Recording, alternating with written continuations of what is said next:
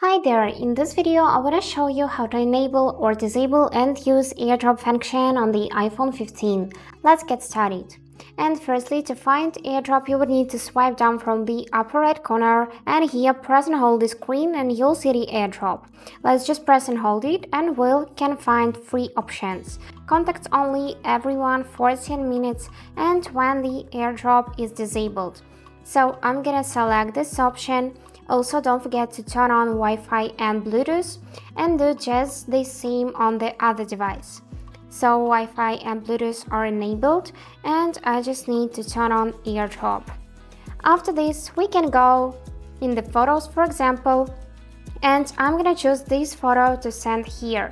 So I'm gonna tap this share button and right here select airdrop, and after a few seconds it should find my other device. Here it is. All is left is to click it, and on the other device we will need to accept these photos. Then wait a couple of seconds, and here is the photo I have just sent.